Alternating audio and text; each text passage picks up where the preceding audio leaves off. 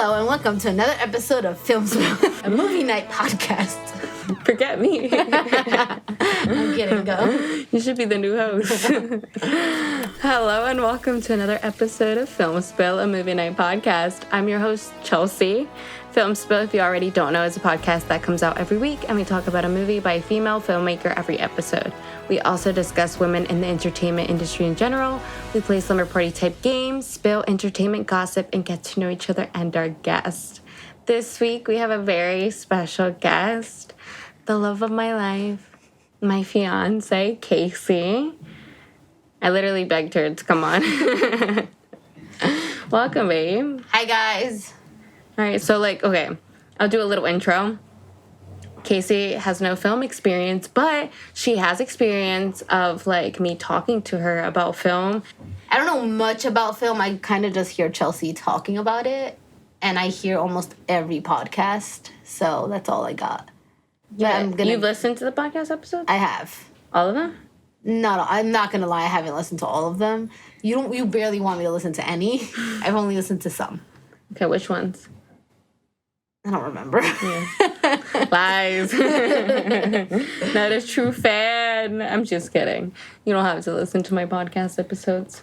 You're not obligated to. You listen to me on a daily. I listen to them when you're making them. Exactly. So it's you already know what the episode is all about. I'm pretty much there. So tell us a little bit about yourself. What do you do? I'm a nanny. And what's your favorite part about nannying? Seeing the kids grow.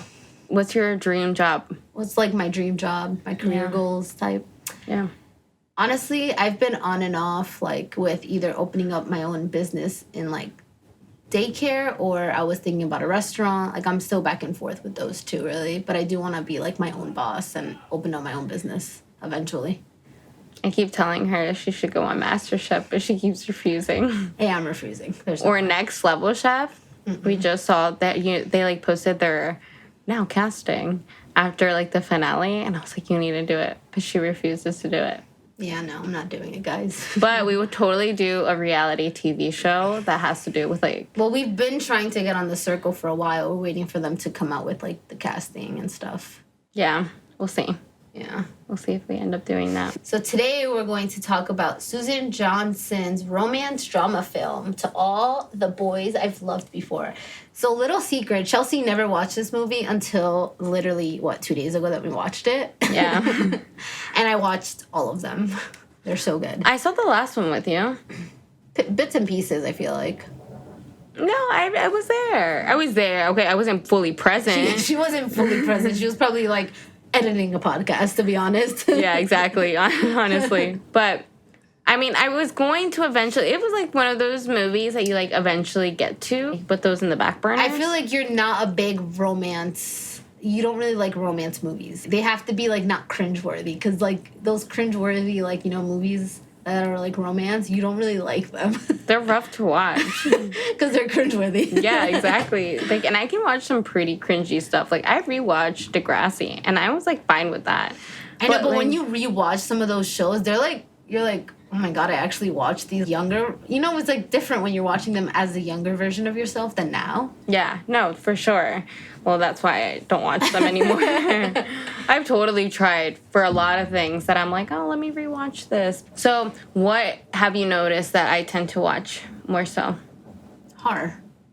I watch horror more? I feel no, you watch those Criminal Minds shows. Those, what are they called? Sometimes they're true crime, but sometimes they're not. It's based on true event stuff. Yeah, you like true event stuff, and you've gotten me into them, honestly. All those... The show we just watched yesterday, what was it called? It was, Death or Alive. Missing, Dead or Alive, yeah. On Netflix. Yeah, and we literally binged it in one day. You like shows like that. I feel when it has to do with, murder... It sounds really sad, but I feel you like to see the behind the scenes of, how they go into it. Yeah. No, I do like things that are based on true events, but I've always leaned towards that. I started watching stuff like that at a very young age, and I was hooked, and I'm just so hooked to stories. So there's a story behind that, and yeah, sometimes it is devastating, and I hate watching them all the time because it's sad. I think it's funny because it's before I met you, I never watched any of those shows. I was such a rom-com type of person. I was like rom-com. I'm still. You still are. I'm like still that. like that. I still like those You still corny watch that. shows on Netflix. I love them. What's that corny show that you watch? The one that I will like never watch. With the Never nerdy- have I ever. With the nerdy girl. Yeah, no, I just can't. Those are the ones I'm talking about that I just can't do. I love it. It's just I don't know. I feel like it just brings out like a little girl in me. You know, I don't know. When you're watching it, it's just like a little girl comes out. I don't know. It's funny because I never watched like those murder movies or shows, and now I'm like all up in them. Like I love watching them with you. Yeah. No, I think it's a great story. And there's some great stories out there. And we've been finding a lot more. I mean, that's what's also been driving me inspiration-wise when I'm creating Tell You Soon is I want to create something that's suspenseful and thriller-like. Mm-hmm. So that's why I started getting more into watching things that I feel like really capture my attention, are suspenseful, keep you on your toes. Because I like that. That's what I was just going to say. You want the audience to be on their toes. I like comedy, too. Comedy's a big one. Especially when I want to go to sleep and, like, I don't want to really focus on the TV. Like, one of my shows, I'll definitely put Friends or one of those shows that, like, you can just leave on the background and just leave on for hours and not pay attention to because you've watched 1,000 times. Like, it's just comfort, I feel, right? Comfort. Yeah. I've been thinking that, like, our choice right now in TV shows has been so, like, crazy. It's weird. It's all the weird. shows we've been watching, like, Next Level Chef, and then we go to American Idol. It's like all these weird back and forth shows. They're all different. Well, it's reality TV. We tend to gravitate towards reality TV a lot. Yeah, but like different it's a lot stuff. of drama. With those, we like drama. No, you like drama. What do you? No, you like more of it. You watch all of like what is it? Love Island. Love is Blind. All those. You like Love is Blind too. We just finished it. Yeah, Love is Blind is good. Yes, I do like that reality TV. But there's just some that I prefer more than others. Yeah. Sometimes it gets to be too much. Like the drama and the people, I'm just like, I can't. They're just annoying. Yeah. But. Well, yeah, I get mad at the people. I know, but you like it. You're like, oh my God. Like more tea? You're like, spill. Spill the tea, please. It's like, it's because, okay, so like, because you like knowing everything, a little bit all up in everyone's business, like eavesdropper, you do that in TV. So it's like you can kind of feel like you're eavesdropping when it's like reality TV because of where the camera angles are at. Exactly, you know? And then sometimes they don't record when I want them to record, and I'm like, bro, put the camera back on. I know, or they could have deleted that. Like, yeah, deleted it. You know how many editors have so much footage of things that don't go that they know? They know, and we don't. Like, we'll never know. Crazy. I know, right? Crazy. It's crazy how things work like that. I know. They alter what we watch. They do. So what have you liked right now that we're watching? So, I mean, we watched American Idol, or we still are. Mm-hmm. That's like almost ending. Our shows are ending. That's something that we've been very devastated about. Yeah. We're also watching Queer Eye. Yeah, I feel like we're almost done, to be honest. Oh, it's called The Marked Heart. Marked Heart. And is it trending right now? And the one we just watched, Missing Dead or Alive, trending too. Number 2. Wow. Mm-hmm. That's wild. And then on Hulu, we started watching this, like, National Geographic show, A Small Light. That's what it's called. It's honestly, it gets you really in depth with, like, Anne Frank's life and stuff, and it's honestly really interesting. I think I got you into it, actually. I started it, and then I got you into it. Yeah. Well, because I was interested in it because the actress from The Diary of a Teenage Girl is in it. Mm-hmm. The lead actress. Yeah. So I was like, oh, okay, she's in something new. Like, let me watch it. And she does a phenomenal job in it. She's really good. She's really good at acting. Yeah. No, really for real. Good. And her German accent, like the fact that she can speak German like that, I don't think she's German. I think she had to learn it. It's amazing. I know. The talent. Well, let's get down to the nitty-gritty questions. Okay. Number 1. What is my favorite movie? You know what my favorite movie is? You've never told me your favorite movie. I have. No. I told you. Yes, I have. It's on Netflix. And I was like, oh my God, this is my favorite movie. Is it, like, old? Yeah. I literally had a discussion about it. This is something I feature a lot of my things around. Like, even my animation. That's sad. We're supposed to get married, you know? Don't post this. Yeah. It's Matilda. Oh, my God, that's right. And it just came out on Netflix. I just said that. I know. Oh my god, I suck. I'm sorry. It's fine. Her favorite movie is Matilda, guys. Okay. They know that. They probably already know that before you. Maybe. No, I feel like I knew that. I just completely forgot. I'm sorry. pretty sure I've mentioned that before on the podcast. Oh, yeah. If you listen, you would know. Oh! I'm kidding. Okay. Next question. What food would I never get tired of?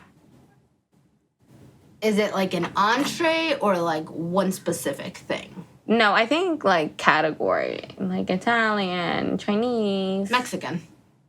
It's true. Mexican. Hands down, Mexican. Because you get tired of Italian all the time. You're not a big pasta eater. It's because I can't really have pasta. Well, I can't have pasta. It has to be gluten-free. And then gluten-free starts getting tiring. What would you never get sick of? What would you never get sick of? Like food-wise? Yeah. You should know this. But like, you wouldn't do it all the time. Like, if you... Truly, you won't have it more than once a week sometimes. No, if I wouldn't be able to eat it every single day. But what's one food that I can eat? I could probably eat every... Rice. Exactly, yeah. I could eat rice every single day. Because you could pair it with so many other things. Yeah. I feel like that's why. You could put, like, different sauces. You can make it differently. So it's like, I love rice. 2 points. All right. What color do I never wear? I feel like those bright colors, like, you don't wear orange, really. Like, bright colors like that, I feel like you never really wear. Yeah, it's true. I wear, like, neutral. Yeah. You wear, like, colors, but I feel like, you know, like, those neon orange, green, those you definitely don't wear. Yeah. It's just, like, the colors that you gravitate towards. I feel like I gravitate towards more, like, greens, blues, grays, blacks. Neutrals. What's my go-to drink? Margarita. Yeah, but that's alcoholic. What's, like, a regular? Like a regular drink? Yeah, like, just like a regular go-to drink. More recently, Olipop. Yeah, because we got the Okay, first so shot. then before Pure Leaf, lemon. Yeah, lemon flavor? Lemon flavor Pure Leaf. Don't say no. Water. You want me to say water? No. You don't even drink water. I try. Okay. Would I rather go out on a Friday night or stay in? Stay in. Yeah, it just becomes so boring. Maybe, like, in the beginning of a relationship, we would go out way more, but now I feel like we both stay in. Yeah. I don't know. I feel like it's a different feel when you go out now. Yeah. I feel like I get tired at, like, 9 o'clock. 10 o'clock, I'm already, like, all right, I'm ready for bed. Pete. Yeah. Age is taking a toll. What is my next career move? Ooh, that's a good question. What's your next career move? Your movie. Or your short film, right? Mm-hmm. Your short film. I feel like that's a pretty big move that's going to happen in the next few months. If you guys haven't heard of it, it's called Tell You Soon. It's on all platforms. Yeah. Promote that shit, baby. Tell You Soon on Instagram. Go follow. Go donate. I don't know if Steven Spark is out yet, but you know what I mean. You can promote for me anytime.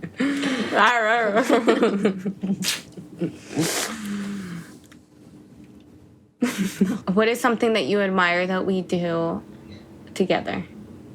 What's something? I know the answer. How do you know the answer? Because it just came straight to me. Let's play domino. I was gonna say that, but then I didn't know. I was like, we just started playing that though. I know, but that's just our new habit. That's a silly question. That's a silly question. Our favorite trip that we've taken together. Favorite trip? Yeah. I feel like that we've taken together, at least for me personally. I think we really enjoyed ourselves when we went to Seattle. There was some hiccups, but I feel like, other than that, I feel like we really enjoyed ourselves in Seattle. Ooh, is that true? Or? Yeah, no, we did some pretty fun stuff. Yeah, like going to see that black sand, I think that was like the highlight of my... The black sand. Was it the black sand? It was like gray. That place at the La Pouche. Mm-hmm. Yeah, that was good. That was really fun. Nice. I know. I would go back, but there's really nothing there, and I really just wasn't vibing with the town of Forks in general. But Forks was, honestly, if you go, just make sure to pack up a food, like, because there's no food there. There's literally no food there. There's no restaurants near you. There's nothing, like, to eat.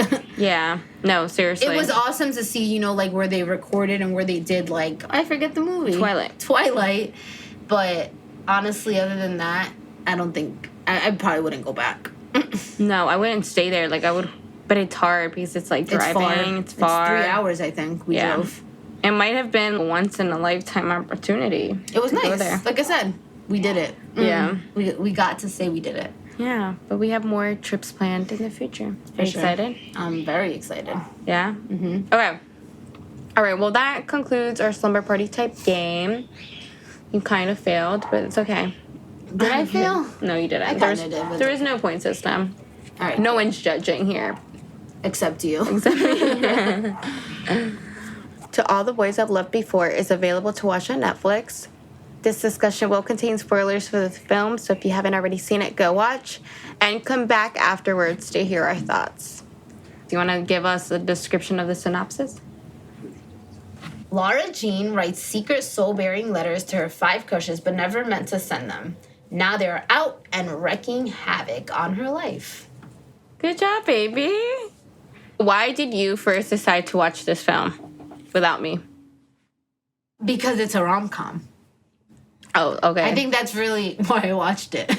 Okay. Why I started watching it. And it seems like one of those movies that, like, I feel like when I first started watching it, really, like, gravitated my attention.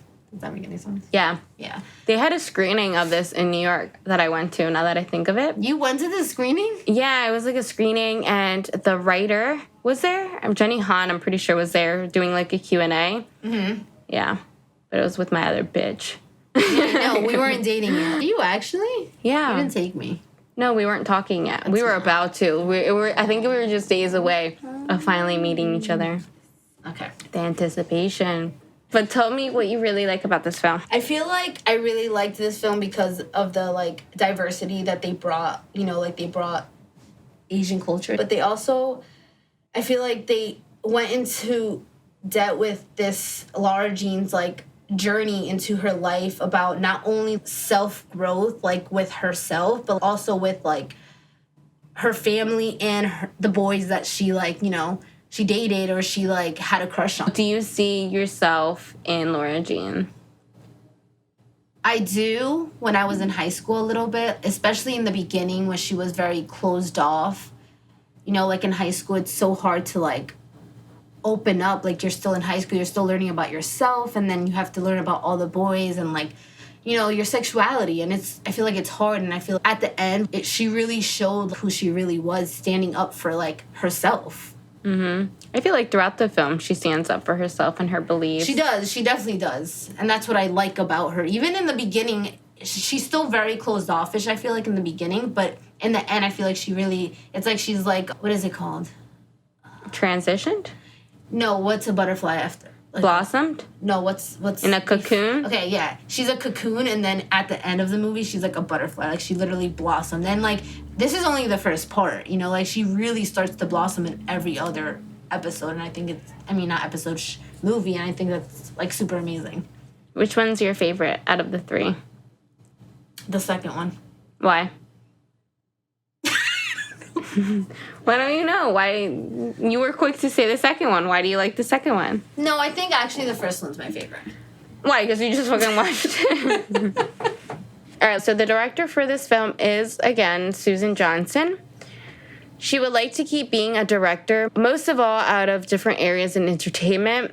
And about this, she said, directing is where I want to be. It's what I feel most passionate about. I'm happiest on set in the capacity. Directing feels like putting on a warm sweater for me, where you're not self-conscious at all.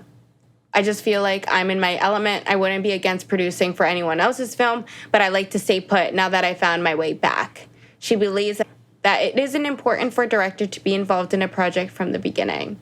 About this, she said, yeah, that it isn't. I said, she believes that it isn't important for a director to be involved in a project from the beginning. About this, she said, I think directing is an interpretation. I think directing is about interpreting a writer's words. And I also don't think all directors should write or all writers should direct. The joy for me comes in reading someone else's words and seeing it in my head.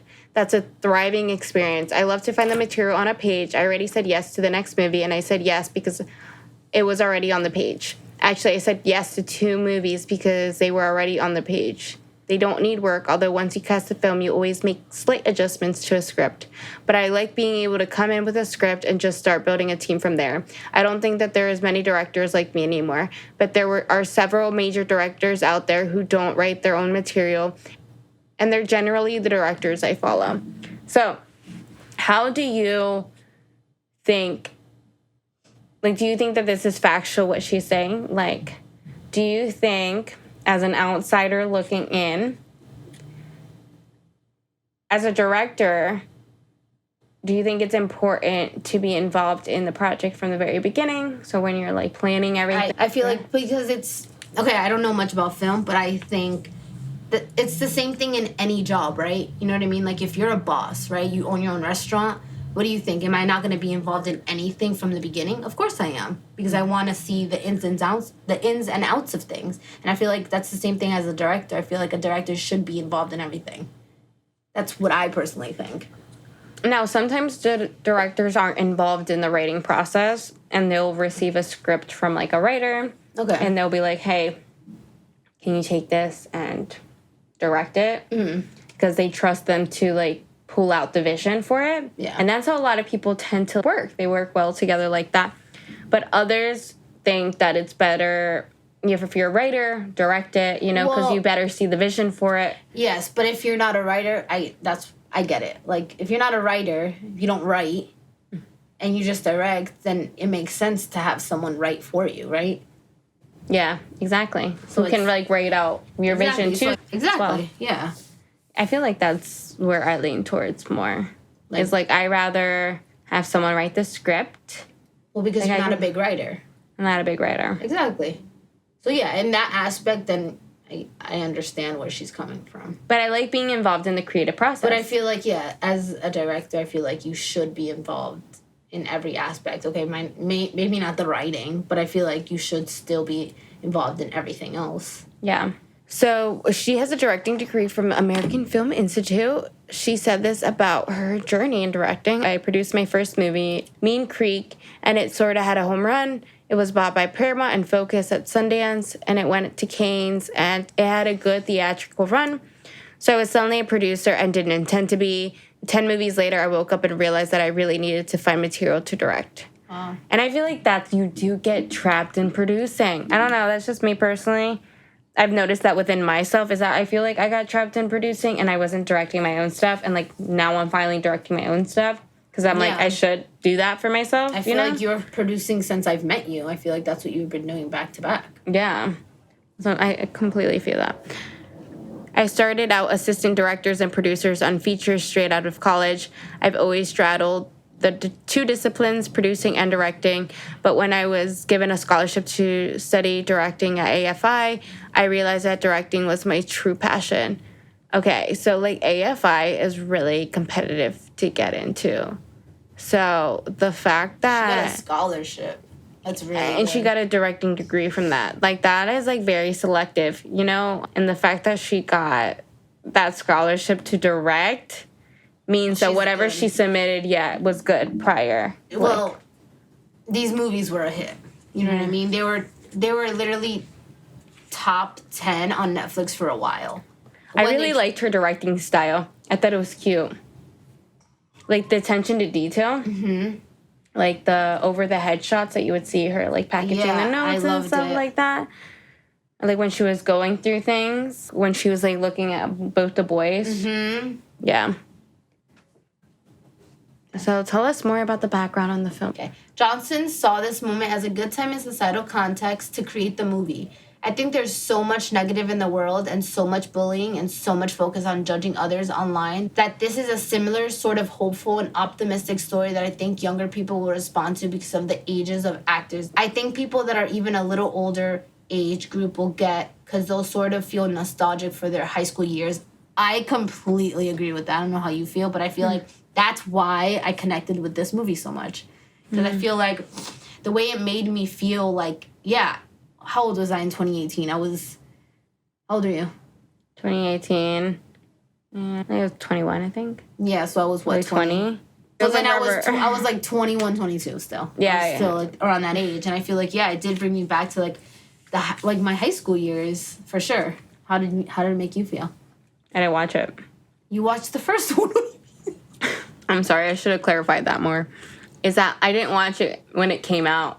I just watched it now because of the fact I was just like, oh no, it's not my vibe. It's not your forte. It's not my forte. But I mean, it looked good. It just looked too cheesy for me. But I must say, it is pretty entertainment. It's not too cheesy. Like, it's cute. It's not, it's not too cheesy. I feel like it's more about her life and, like, you know, her mom passing away and then also Peter's mom passing away and stuff like that. I feel like they connected on that so well, and I think that's why they really got brought together.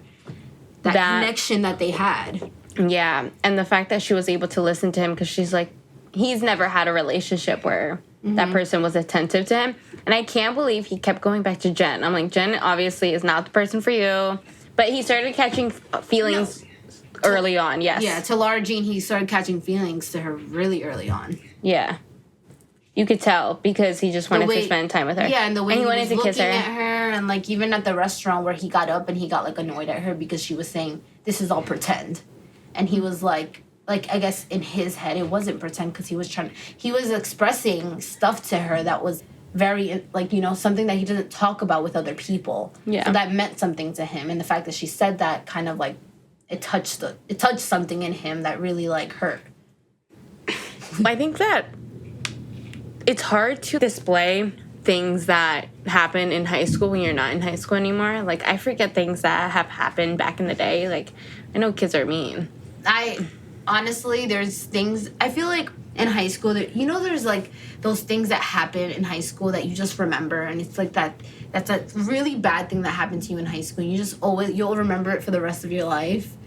Something like that happened to me in high school, and I feel like I will never forget.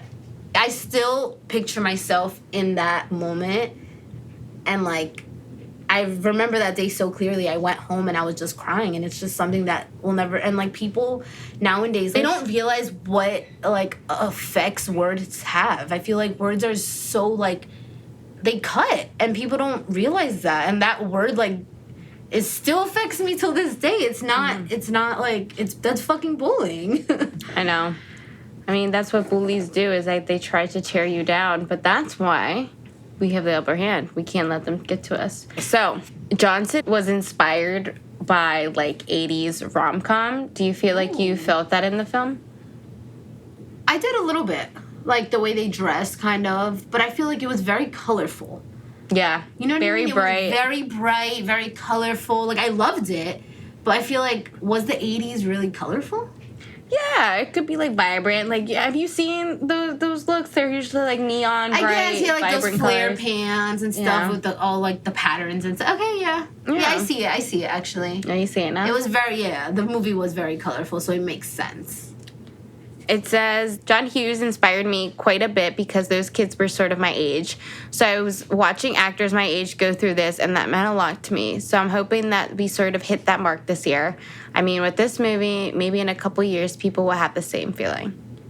And that's what Johnson had to say about her inspiration behind the film. Johnson valued the sisterhood of the film's characters. I think that they had a great bond, and I loved their bond. I loved the little sister. I loved, like, Kitty. That's her name. Kitty and Lara Jean's relationship. But I also loved Margot's relationship, like, how she left, and she was, like, before she left, she was the mom figure of them. You know, their mom passed away. And I loved how, like, close-knit they were because of their mom. And even the dad. Like, I feel like all of them had such a good role that they played. It was... The dad was so nice. The dad was such a, like, good... I don't know. He's such a nice, like, dad. And I really liked how they forgave each other. How Margot was like, I'll forgive you if you can forgive Kitty for hurting you as well. So it's like, oh, okay. And it's cute. But now they have the movie XO Kitty coming out soon. I think really? Yeah, it's coming out this month. Oh, yes. I remember. You gonna watch it? Oh, I'm definitely gonna watch it. I'll watch it with you, so I know. You're gonna watch it with me now? It's too rom-com-y, but I'll watch it. It's not that rom-com-y, though. We'll see. I'll let you know. If it's too much, I will stop watching it. But if it's not that bad, I'll watch it. So these are her thoughts on directing a film with a leading female character. the female directing journey is a whole other conversation, but it was nice to have a female lead. I just had finished another young adult movie right before I started this one, which also had a female lead about the same age group, but it was nice because there's a lot of conversations about who characters are because the guys are so closer to age. So who was your favorite character in this film? Ooh, good question. I liked Kitty, actually. Yeah, why did you like Kitty so much? Because I feel like she sent out those letters, and it wasn't, for anything bad to happen. It was to help Laura Jean, get a boyfriend. It wasn't for anything bad to happen. It wasn't for, Josh to find out. I don't even think Kitty looked through the box to see where these letters were going. I think she kind of just sent them out to help her out, to hope that she would find someone. Yeah. And then when Kitty found out that she was talking to Peter, she was like, okay. It was just, her, how she was acting towards it, You know what I also liked is that they didn't try to play with the drama. I mean, this is based on a novel, and so, I feel like Jenny Han could have written it out differently for Laura Jean and her, crush with Josh. She could have pursued that. I've heard so many stories of, sibling rivalries, Yeah, so in the beginning, I really thought that that was going to happen. They were going to pursue it because of, I feel like he was ready to tell her that he liked her in the beginning. Yeah, but she was trying to stop. She was like, no, don't even go there, pretty much. Because, she loves her sister. She doesn't want to go through that, you know what I mean? And she couldn't even talk to her sister over Skype because she was so scared. She didn't want to lie to her. I think that bond, too, was, amazing to see because you don't see a lot of sisters that close anymore.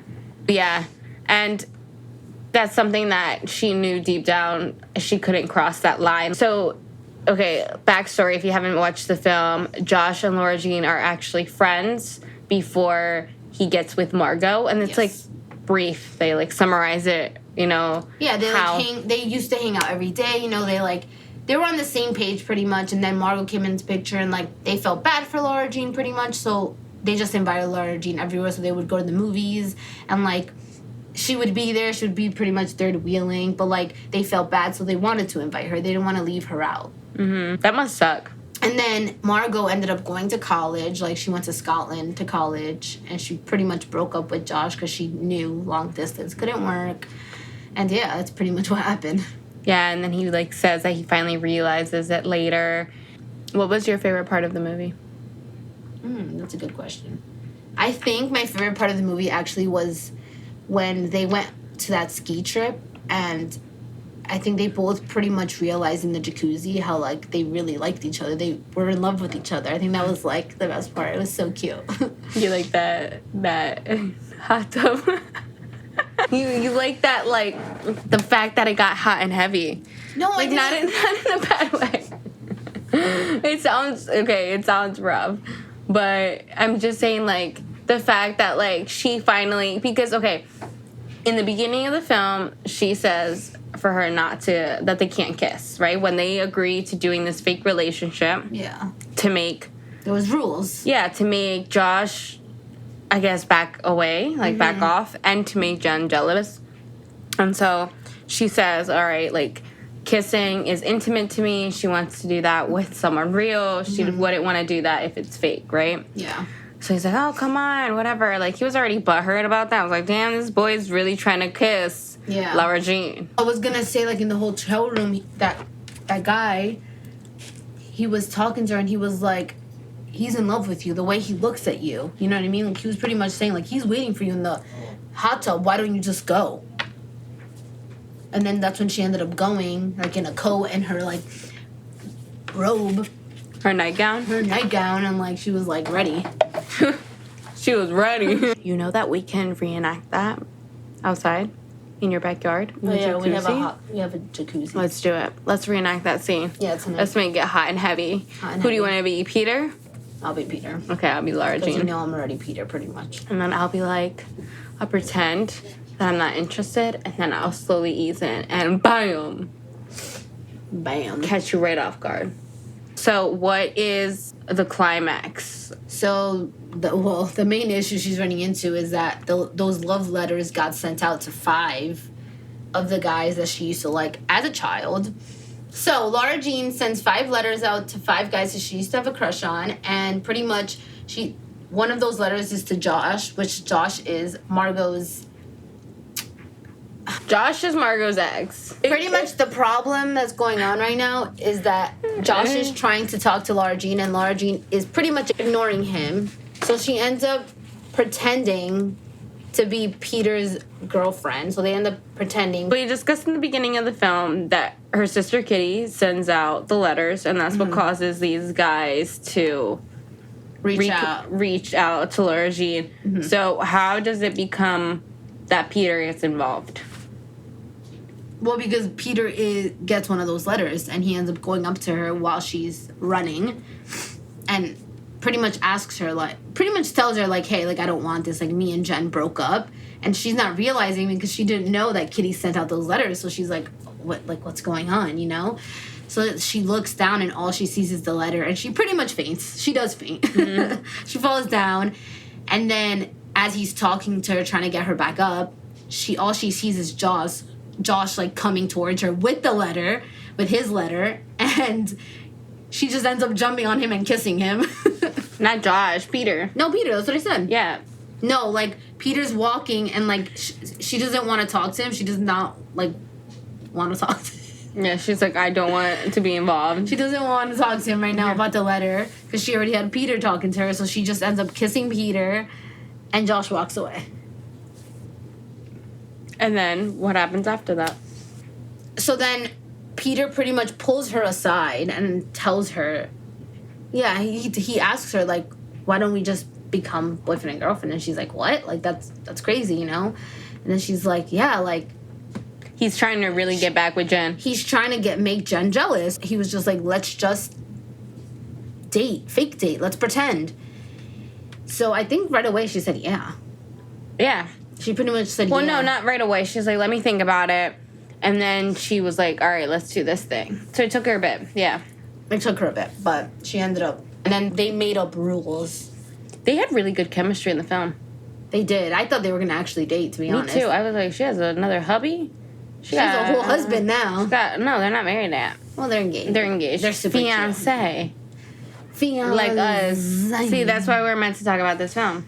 Because you're my fiancé. Yeah. So she wakes up, she sees Josh coming to her with his letters large. And then we talked about how they start getting all up in each other's business. Okay, how does the film end? What's your favorite part about the ending? My favorite part about the ending is that she ends up going to the lacrosse field where they pretty much where everything happened. Yeah. It was this moment when they're looking at each other from afar. And she basically reads him a letter, and they come closer. And they come closer, and she makes him turn around, and then she ends up making him turn around, and they say I love you, I love you, Laura Jean. But it was really cute. That's the end. Should we spoil the end for people? It's fine. There's another movie. 2 other movies, to be honest. Oh, that's true. Thank you for listening. This has been Film Spill, a movie night podcast. You can follow us on Instagram, TikTok, and Pinterest. All are at Film Spill Pod. Tell a friend about the podcast if you like, and leave us a review on Apple Podcasts. That will help other people find Film Spill too. Where can we follow you on social media? Cassie, CASSIE Collazo, COLLAZO 25 on Instagram. Until next time, don't cry over a spilled film.